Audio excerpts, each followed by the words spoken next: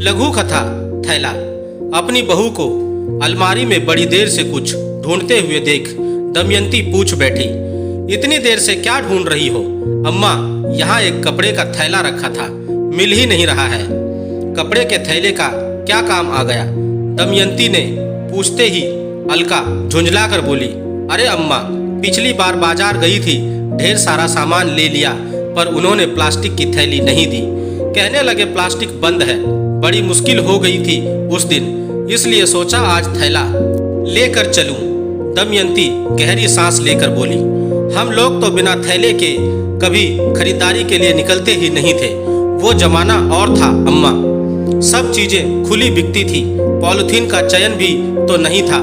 हाँ, सो तो है, वो जमाना और ही था, पर अब दोबारा उसी जमाने की ओर लौटने की कोई तो मजबूरी होगी।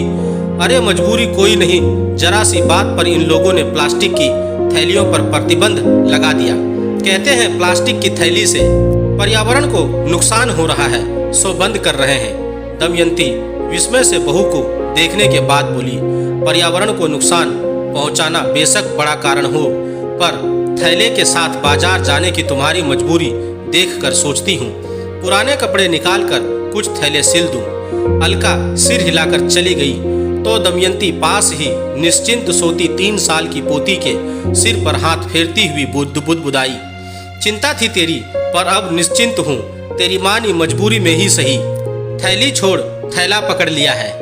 दोस्तों, आपको मेरी यह कहानी कैसी लगी? आप मुझे मेरे कमेंट्स बॉक्स में जाकर मुझे बता सकते हैं, और अगर आप मेरे चैनल पर नए हैं तो मेरे चैनल को सब्सक्राइब जरूर करें और बेल आइकन का बटन भी दबा दें। धन्यवाद दोस्तों।